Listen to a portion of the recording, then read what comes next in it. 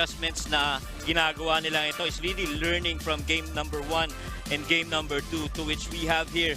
In this finals, only averaging 2.5 points, and now coming off the bench after. Well, they're starting out Chris Bitoon in lieu of Hesed Gabo. Siguro napansin nila na yung combination ng lineup between Hesed Gabo and CJ. And Juico steals the ball. Goes all the way for the layup. Costa's not gonna make that in terms of against Villarias. 6 seconds sa kanila shot clock. Acosta, pasa kay Isit, 4-3. Book it! Yan ang maganda kay CJ Isit when you start him. Binibigyan kanya ng mga scorer tong mga to eh. Wamar, Isit at itong si Fuentes. They don't have a Bundo and the point guard which they had the previous season. Meanwhile, Mabulak with a strong hook shot. As we see that post up, they really love to post up their bigs, and they feel they got a mismatch against Acosta, and so Mabulak just took advantage of that, exploited it. Under 7 minutes remaining in the first. Isit splitting the defenders and makes that shot. Clearly night, and you don't want to start off this way para sa team ninyo, as we see that split in the middle, and look at the value of a CJ Isit, able to tread that lane and open it up. San Juan lamang ngayon, 7-6. Bitoon kicks it out. Mike Juico decides to drive inside and he drops it in. A good decision. See the replay. The drive right there. Oh, inadvertent elbow on that left elbow on the chin of Justin Gutang. Of course, itong si Chris Bitoon is a left-hander, kaya that really is inadvertent. Meanwhile, we would like to thank Wilson, the official game ball of the 2022 Filbasket. Collado with the reverse. Well, against Sarangay, double team. Nice passing inside. Bobby Balucanag with the deuce. I've said this once and I'll say it again. Before the game, as we look at this, that post down below, you see that cut by Michael Juico and that beautiful pass for Bobby Balucanag. The bench guys that really need to step up. But Wamar thinking free, pasa kay Ular at the last minute, and what a good idea. Well, kanina, si Ular was sa kay Ubalde. Oh, beautiful pass. And Clarito with the reverse. See that pass by Ubalde? It's been a Michael Juico. If he gets that, their first look is really to attack. And look at that beautiful pass by Ubalde to Jonard Clarito. And that instant replay is brought to you by Star Screen. Great show there by Macaloni. Ular, drop pass dito kay Peralta.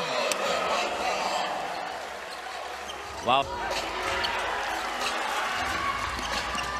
Wamar finds Peralta. Gotta take this, he's gotta take this. And he knocks it down from the right corner. Deflections game, really more on the side of San Juan. Oh! And what a denial there by Michael Juico. Pero timeout muna dito ang San Juan. Oh boy, look at that block by Michael Juico. Nothing but ball. And that instant replay is brought to you by Smart. Simple. Smart ako. No access, sabi ni Michael Juico. Pero lang kay Palma. Back to Raimundo. Juico drives middle. Scoop shot. Trickles in. Grabe yung athletic ability. Fuentes crossover. Great fake. And that finish. That's right there. How it's supposed to be done. Clear jump stop. Holds on to that pivot foot. Up and under. Defense flies by. And ending up with that glass shot. Wow, what a move. And Coach Nani Epondolan electing to let Mark Sarangay stay on the floor as JJ Collado with the putback. Close game so far in game number 3. Fuentes pull up 3 is good.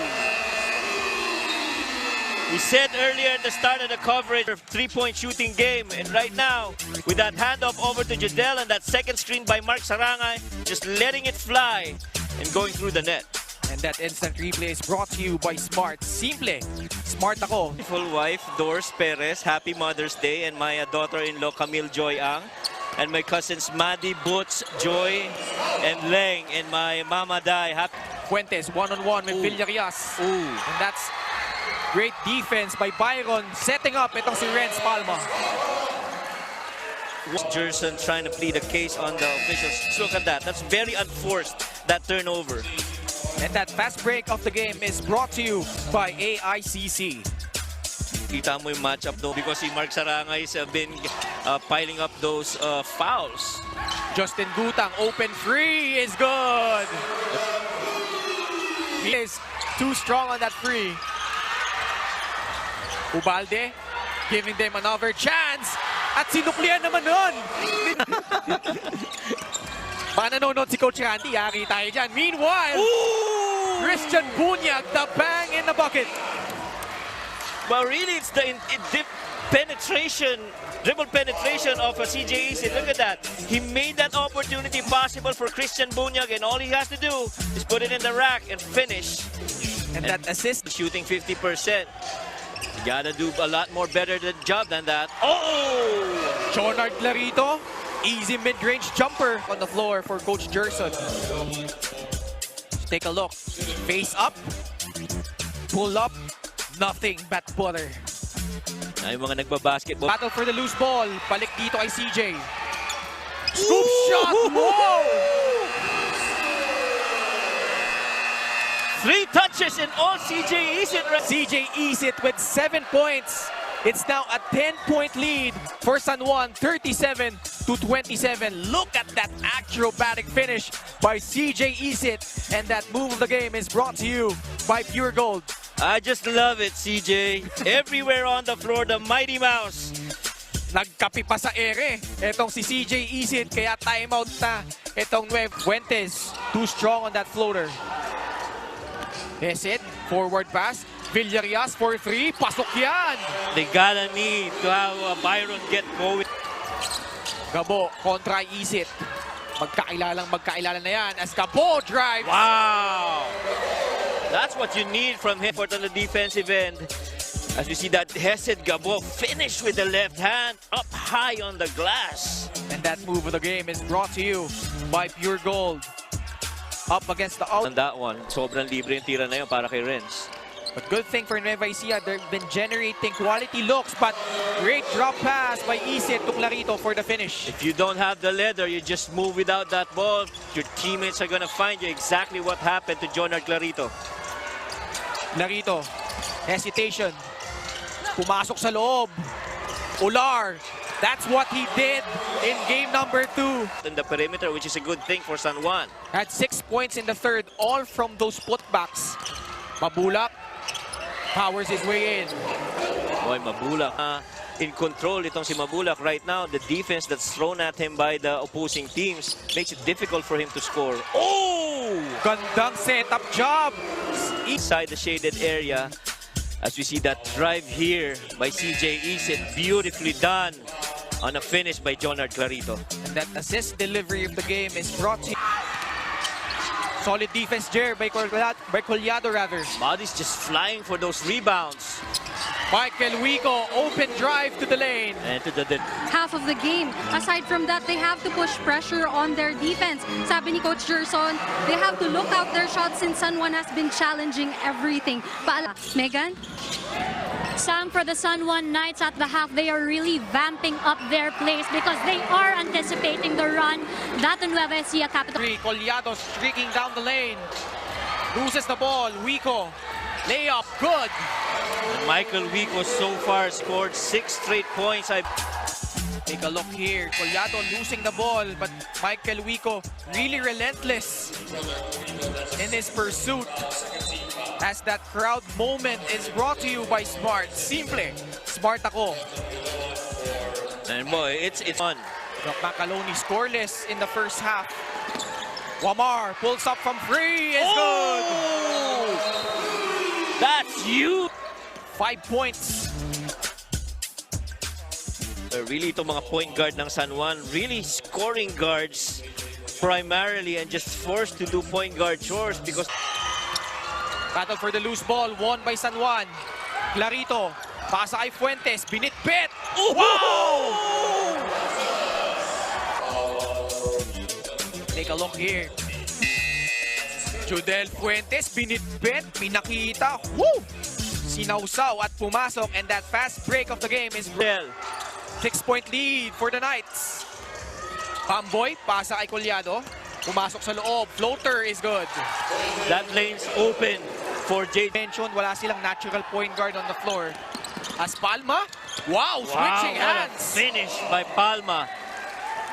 And over Ato. Renz Palma so far 8 points off the bench. Acosta, floater. And Maki Acosta, welcome sight. And Wamar trying to hustle for that ball. Palma, shot clock winding down. Uyloan, open free! Uyloan, muntikan pa. Grabs the loose ball. Fuentes. Yes! They're able to close out, but the movement of the guys of San Juan. Mabulak. Count it. And one. And you see he got a mismatch with Acosta underneath. He was fronted, but he had to improvise to make that shot and get the end one. 2 points. Nueva Ecija, really productive quarter right there. And kaya ito, nalalamangan na lang sila ng tatlo. As we see that roll by Will Macaloni. Out of 13 from three-point country. Samantala, San Juan Knights. 7 out of 16. Drop pass. Bunyag Beautiful for the pass. flush. That hard shot. Cabiltes to the Nueva Ecija Capitals. We don't want to stop here. Coach wants his players to execute, sustain the effort, but play with safety. Paalala ni Coach, stay in the game. Ano? Gutang kontra kay Palma. Pasa kay Clarito. Pumukol sa tres. Wala. And that effort by Clarito gives Ato Ular that basket. Michael Mabulak because he thought he got an easy one. And look at that pickup by Ato Ular. Hinabol talaga ni Clarito eh. The lead down to 1 point. And Renz Palma all the way for the layup. Oh, wow! 70. And the crowd goes wild here as Renz Palma retrieving the ball all alone. And that fast break of the game is brought to you by Almeria International Construction Corporation. Directing traffic, hands it off. Fuentes, fake stride, steps back. Ooh! Wow! 71 all. Isit for free. Yes! CJ Isit making a good case in this game. Look at that. Little slither of light and he lets go. And that instant replay is brought to you by Smart. Simple. Smart ako. Gabo holding the chin play. Probably we'll see a back pick here for Michael Mabulak as he dives. Pulls up. And so the game's far from being decided, Ken. Uyloan for three!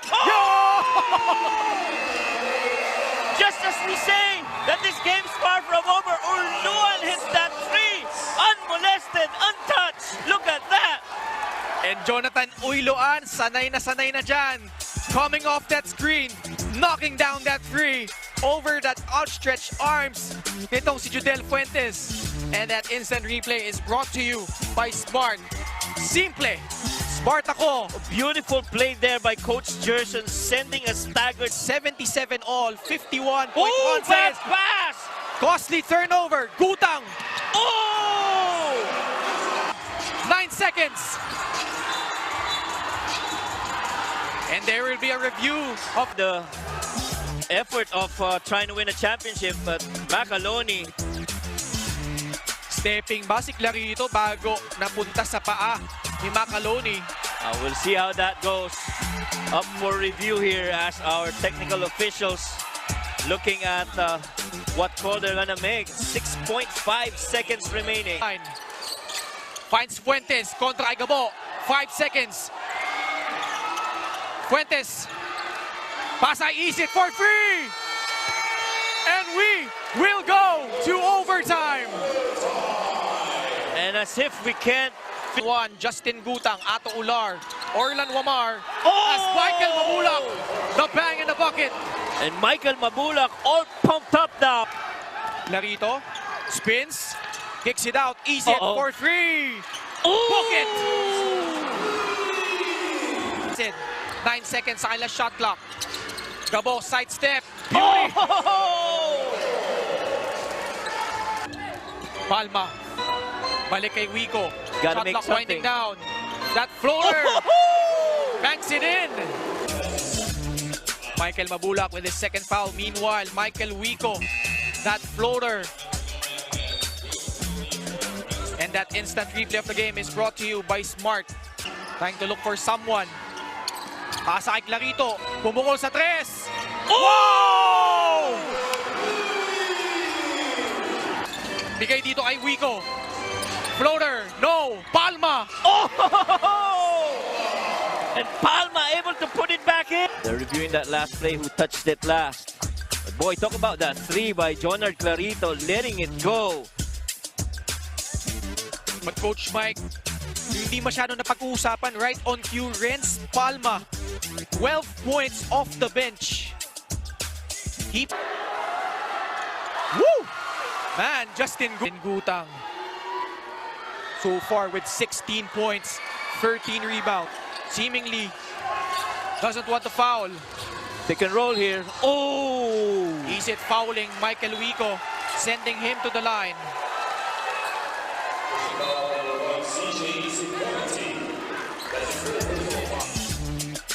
CJ Isit trying to grab the ball. But I think, Coach Mike, if you're San Juan, maganda na rin yun. You have enough time. Well, the fans of Nueva Ecija praying.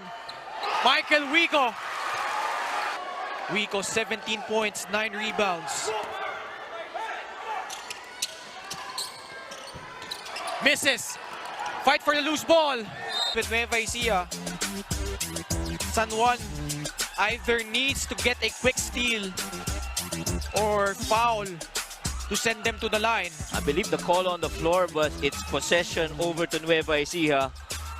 But they're trying to check. Nahawakan ba ulit ni Clarito? Because on that look, parang si Mabulak yung nakatapik.